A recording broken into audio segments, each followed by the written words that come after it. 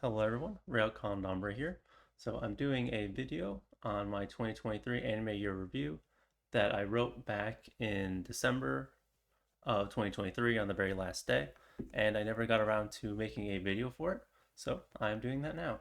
So yeah, just be aware this was written back then. But I might interject some little things of my thoughts now. Happy New Year! I'm going to start by doing my best to list all the anime I watched this year in alphabetical order. So the anime I watched in 2023 are Attack on Titan, the final season, Buddy Daddies, Buddy Daddies, Crash Course in Naughtiness, Demon Slayer, Swordsmith Village Arc, Don't Toy with Me Nagatoro, Second Attack, Dr. Stone, New World, Frieren, Beyond Journey's End, Helk, Hell's Paradise, Yugo Kuraku, Jujutsu Kaisen Season 2, Mashal Magic and Muscles, My New Boss is Goofy, My Hero Academy, Ranking of Kings, The Treasure Chest of Courage, Reborn as a Vending Machine, I Now Wander the Dungeon, Spy Family Season 2, Tomo-chan is a Girl, and Zom 100 Bucket List of the Dead.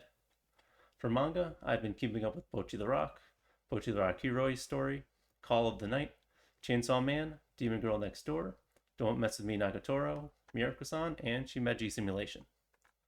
So now I'll be giving some thoughts on the year as a whole, and mention some specific ones in categories, and there will not be any direct story spoilers for anything. It definitely looks like a lot, but I know I have watched more in the past, and yes, I have. It's tougher finding as much time now, but I desire to give more new shows a shot in 2024 like I usually would. There are a lot of sequels that I watched this year.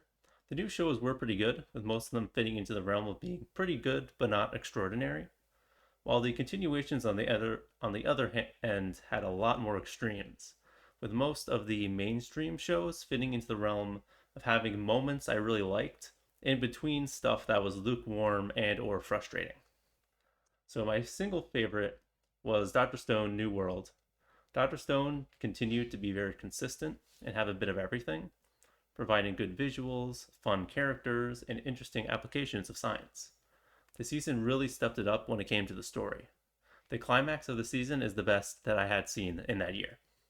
It really kept up the intensity and left you guessing what would happen next. It got me really excited for what's coming next, and it was just great on every front. So that was definitely my favorite. Most underrated, I would give to Reborn as a Vending Machine. I think it's very solid and on the better end of isekai shows.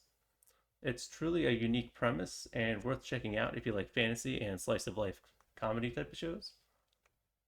The biggest surprise for me that I thought was Mashal. If you didn't see it, I did do a blog on it.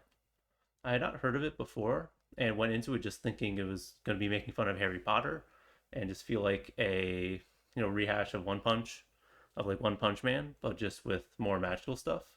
And I thought it'd just be good for a few episodes. Then when the shit got old, I would just drop it.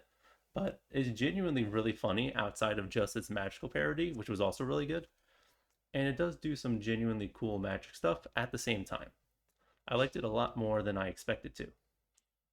The biggest disappointment I will give to both Demon Slayer Swordsmith Village arc and Jujutsu Kaisen Season 2, specifically the Shibuya Incident arc. And yes, they are the same season, but they are fundamentally separated in the story and on release, so I'm personally counting them as separate things. The reason that I'm moving them together is because I think their issues are very similar. They both have some really cool moments that are just surrounded by boring and frustrating shonen action style tropes, dragging the fights out with dialogue and flashbacks, emotion baiting, convenient power-ups that don't feel satisfying or earned. Both of the primary villains in these arcs were not very interesting. So neither of these shows is terrible, as they still had the core aspects that made me like them initially.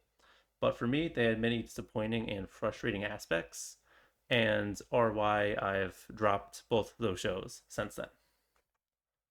So for what new shows that I was looking forward to in 2024 is Mashal Season 2 or Part 2 or whatever, Dungeon Meshi, Konosuba Season 3, MHA Season 7, Eurocamp Season 3.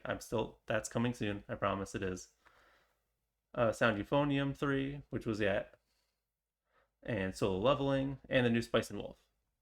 I do want to watch some anime in 2024 that have been on my list, which are the following: Baki, Honey and Clover, and Chihayafuru at least.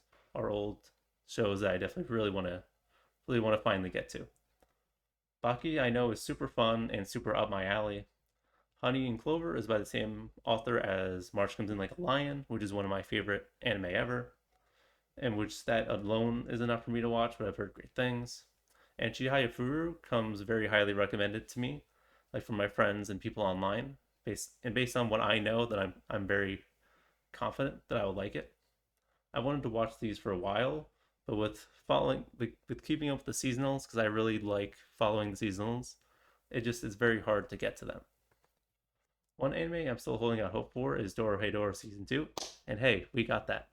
We did get that announced this year, which I'm so happy for. I do still think we'll eventually get it, but I really hope it's soon. And I was actually right. In January, they announced it literally like maybe like 2 weeks or so after I wrote this. They announced it. And yeah, as I said, announcement 24 would be shockingly lovely, and it was. Another announcement I would love would be an anime adaptation of Shimeji Simulation. I wrote a blog on that, and I did do a video if you want to check that out. The manga at the time had just recently ended and is very good. And I have since made that. So yeah, I really enjoyed that year of anime and manga. I hope you did as well, and looked forward to this year as much as I was. And I think this year has been pretty good overall so far. I'd also like to mention that I started blogging. I had started last year on doing this blogging and doing the videos, and I really enjoyed doing it then. And I'm happy to say that I am still really enjoying it now. I'm getting back into the swing of things after taking a short break. I plan to continue, so please stick around. And yes, that is still true. Thank you very much for listening.